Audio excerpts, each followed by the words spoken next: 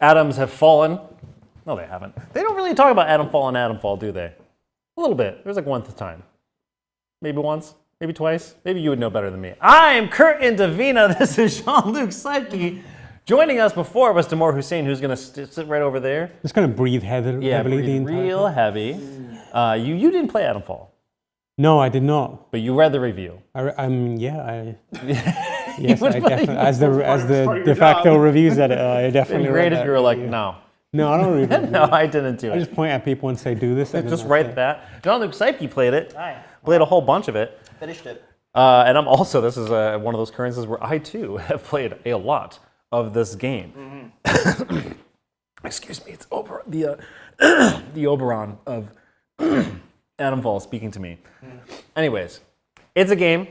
For those of you who don't know, it's done by Rebellion Studios, who is most well known for its Sniper Elite games and the zombie sniper army. Sniper game. So although I looked up them, and they've actually done a ton of stuff before. It just so happens that those. Well, the last decade they've been primarily just Sniper Elite, but pre that they've been around for a while. They've done like everything. I want to clear the air on this game because, and it's probably to the game's own fault, Rebellion's fault, in which the constant comparison to other games and other things, which is only natural because it's a new IP, it's a new thing. Yeah. Is the Souls-like? The Souls-like. Yeah, it's a Souls-like. Yeah, I mean, sorry kids, this is not an RPG Fallout game. This is a Souls-like.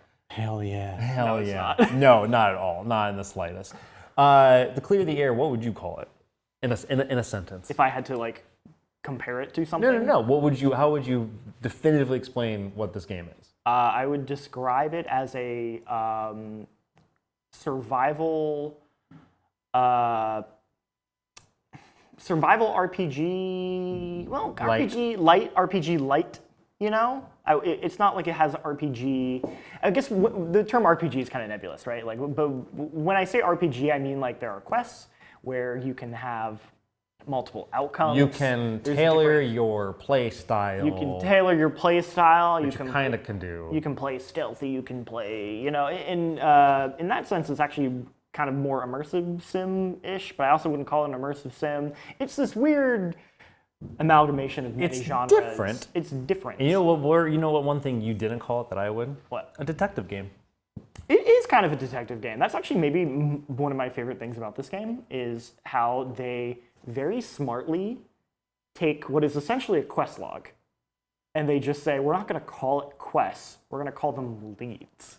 And by doing that, and by also not saying what is like a main lead versus a side lead, they're all just leads, everything feels potentially really significant and important. Yeah, everything is treated everything you find is treated on the same level as one another. And so even if you meet someone who's like, oh, I got a sick husband, you gotta go find some medicine in the forest. But what you don't understand is like that what sounds like a side quest actually leads could lead into one of the game's endings. Yeah, exactly. We have no idea, which I think is great. I think like, and that's this game's strength, is it deliberately just like does not give you all the information that I think most games do. You know, it doesn't give you like a big flashing like objective go here marker. Mm-hmm. Instead, it tells you like here's some coordinates. Yep. Go look them up. And it's not. This isn't like. Like when you say detective game, I do think people would be like, oh, like am I solving puzzles or am I like, like am I having to rack my brain? Like it's not complicated. It's just that it requires you to like actually like read like a little bit. Like you just gotta read a little bit. And the reading itself is reading. Tam is out. I want to press buttons. I was gonna ask, like that puts a lot of pressure on the actual writing, right? Like if everything is potentially important and you keep encountering things that aren't written really well and could potentially feel like wasting your time, that could be a problem. Does it feel like that? I do think that's where this game is pretty misleading.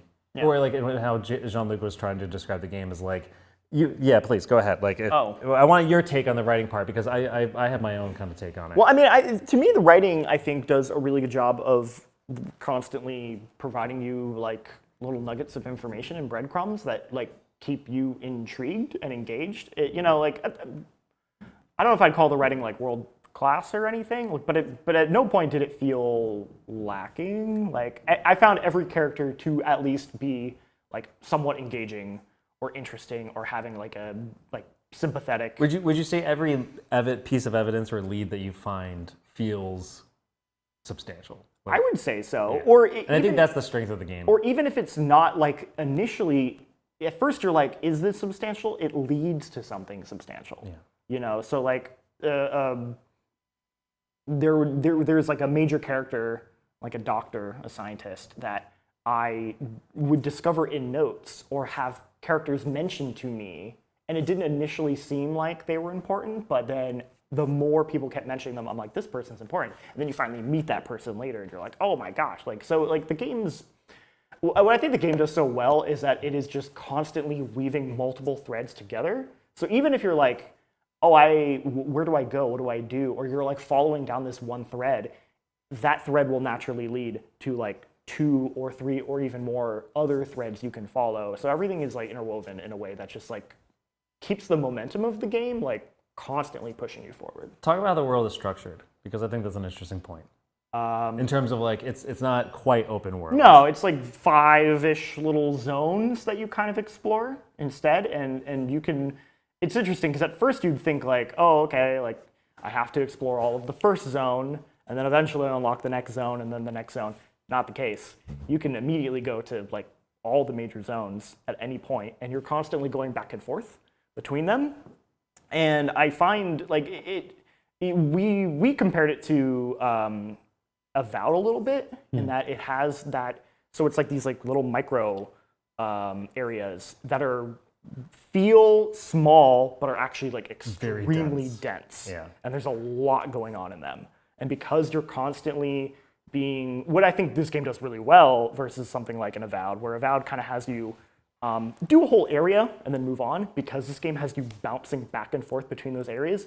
I never got tired of an area because I felt like it was keeping me moving around at a pretty good pace. Also, something interesting that happened between us playing this game is how we each found important items in completely different places at different times. Yep. So I found a flashlight rather quickly when I know like Jake Deckeron's staff had not found flashlight for ages. I had also stumbled across a metal detector, which you had not found at that point. Nope. But they're all scattered multiple times through the world, so it allows the player to be able to like naturally in their own rhythm eventually find that item that is important to your playthrough. And there's always multiple ways to get items. There's multiple ways to find clues. There's multiple ways to like solve quests. So at least it could happen, but like I never ran into that problem where it's like, oh, I just need to find that one thing to solve this. Like there's always another solution. Or like I know in your case that you couldn't find a key, you know? Oh yeah. That was like, but that was because you were trying to solve it this very specific way, so you needed to find that specific key. But you could have also solved that quest without that key. You actually didn't need to spend that time finding it. You could have been like, well, I could just go do it this way instead. So in that sense, I haven't played a game that has had that quite level of like reactivity and just like, oh, can I do it this way? Oh, I can. Like since, I don't know, like I feel like New Vegas almost. Like it has that kind of like spirit about it. And like in that sense, that's where the Fallout sort of inspiration maybe comes from. Is not not in its gameplay. Not in gameplay, not even in its world. But in the way it sort of wants to feel like you as a player are able to like interact and manipulate things and having as many options available as possible. Oh yeah, I was playing both sides of like 5 different people that wanted me to do something for them. Right. And I could do what they wanted or not do it, but then still tell them that I did and convince them that I did it. That would then lead them to still trust me, even though I completely am sidestepping them in every which way, which was really sweet. Is there consequences to that? Oh yeah. Totally. Oh yeah. I mean, you'll get locked out of endings. You can also just kill everyone. Everyone. So you could kill a quest giver. Yeah, that's how. Completely avoid, like, all right, well that quest is done. Yep. Sorry. I was gonna point to Mark Delaney's review. Mark Delaney gave it a 7 out of 10, and broadly speaking, I think Mark Delaney's review is pretty on point. Sure. The one thing that I did find interesting based on your experience playing it was his criticism of combat. So what is your view on combat? Because it's split into two, really. Yeah. Like you have melee combat, and then you have different kinds of melee weapons that all act differently. Yeah. But ultimately, you still have the same set. You have like heavy attack, normal attack, kick. And Yeah, then, for melee. Well, yeah, melee and you have guns, right? yeah, and then guns are the other ones. Yeah, so like the melee is pretty basic, if I'm being honest. Like to me, the melee isn't like the main way you would play the game. It's more of a like complementary to the gunplay, where they're rushing at me, quickly switch to my melee weapon and hit them, or throw my axe at them in the face, which is always super fun. But to me, the gunplay is kind of where I think the game shines the most. Like it's very slow. It's very deliberate. It takes place in the 60s, so everything is like World War II era, like single shot. You have very limited ammo, so you're not blasting enemies apart. This isn't. You can even your capacity to carry ammo is limited. It's very limited. It's very small. So every firefight feels very small, but very intense, because if you play the game on the recommended survivor difficulty, which is what I'd recommend, because that seems like what the state the game's trying to have you be in, you will go down in like 2 bullets. But enemies also go down really quickly. So if you get like a headshot, they'll go down. So it creates this really intense, frantic firefights where enemies will like rush at you and you're like, I need to be extremely on point because I only have 5 bullets and the reload is slow, but if I can get that headshot, it's so satisfying. And then like, yeah, and then it has this sort of reactivity where it's like, okay, now they're rushing me. I need to quickly switch to this weapon. I need to switch to Molotov. Like there's a level of improvisation that you have to do in the combat that I find very exhilarating and fun.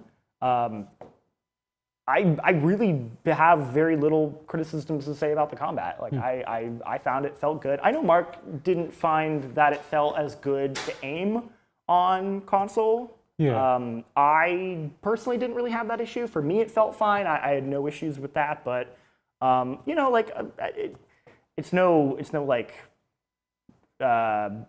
Destiny in terms of like feel. But to me, it feels exactly the way it needs to be to work. Yeah, I think that Mark's kind of observation was that it's the same building blocks as the sniper games, which makes a lot of sense. So for him, for anyone who played those games and perhaps doesn't like the way that feels, you're at risk of feeling the same here. But I think for him, he also recently played and reviewed a sniper game. So there's some recency. They came out close together.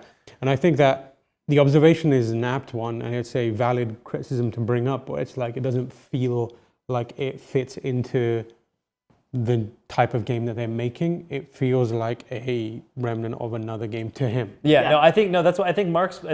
It's always the thing that I like about this, what we're doing with the show, is the ability to look at someone like what Mark said in a review, and then kind of figure out Mark's perspective versus our perspective on that. So for like comparison, I've never played a Sniper Elite game. Yeah. Like I don't have that comparison at all. So everything about this game felt like new and fresh to me, which is like, I think so. Like I just don't have that comparison. And if anything, I imagine for the Sniper Elite team, the Rebellion, like they're obviously trying to court a larger, different audience with this game. So I imagine like they might be okay with that, having that shared DNA, because to them they're trying to instead maybe do something a little more different.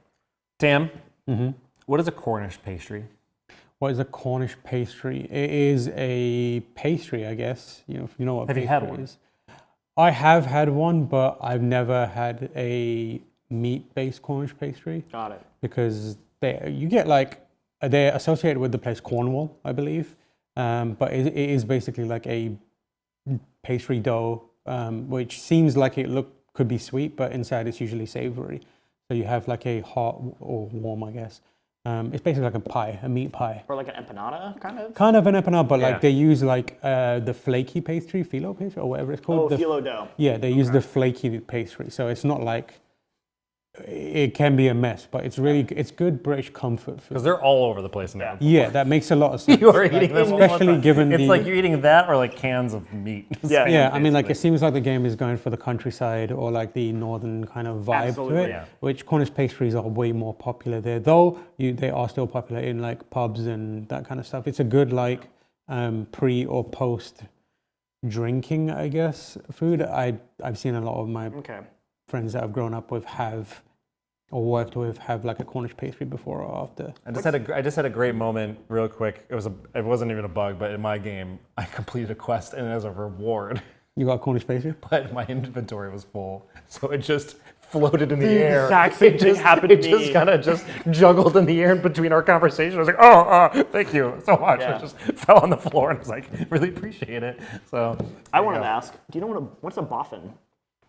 A boffin, I need to know the context, but it might be it's a phrase used to describe like nerds. Oh, okay, yeah. Dorks. Because all of the villagers describe all the scientists As who are working boffins, as yeah. boffins. They're like Poindexter. Poindexter, That's like dorks. awesome. Oh, I love that. Okay, boffins. that's great. cool. You're such a boffin. Boffin. Boff. Boff. Yeah, you can't say buff. Boffin. Boffin. You're such a boffin. Off.